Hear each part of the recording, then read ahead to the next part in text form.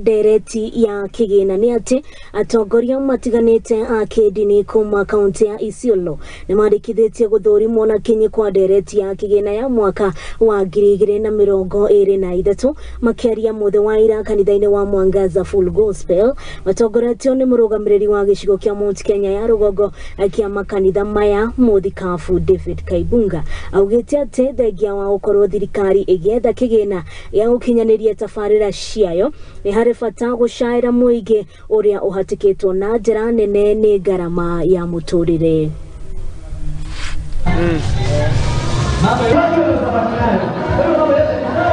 Majina yangu naitwa Bishop David Kaibunga, Regional Overseer Mount Kenya North, nikiwakilisha Rakanithi, Meru, ISIOLO na Marsabit.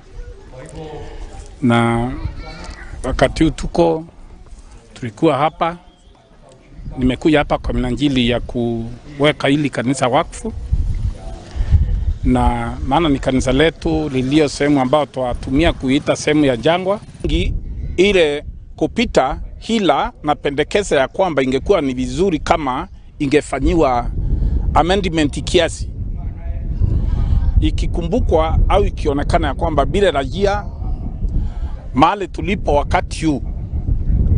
Sehemu nyingi katika Kenya ni sehemu zile zinategemea msaada wa serikali. Hali ya maisha kupanda, hii ni jambo imekumba especially eneo hili letu la ISIOLO. Wale wengi watu tulio na wao eneo hili ni wafugaji, mali zao ziliisha juu ya kiangazi na ukawa na ugumu sana juu ya mapato. So tunaomba, ingawa mvua imenyesha kidogo, haijaweza kusaidia hata ile mifugo iliaga, bado haijapata nafuu iweze kusaana tena. So tunaomba bado serikali iangalie eneo hili.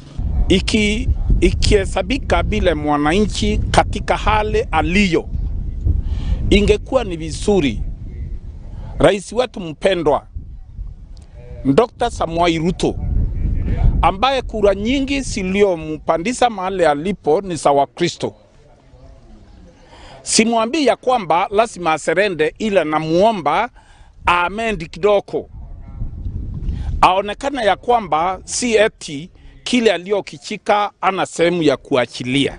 Sipendi serikali itumia kipengele hicho ili ipate nafasi ya kunyanyasa kanisa. Ni wazi machoni pa serikali inajua ni kanisa gani yenye haki na gani isio na haki. Tuna makanisa mandroko ambao ni makanisa mazuri sana. Kiingia kipengele kile sa kusunja makanisa, hatujui kama huko ndani kunaweza kuwa na mpinga Kristo. Hatujui huko ndani nani atakayekuwa kwa ile kamati, maana rais wetu si mwanachama.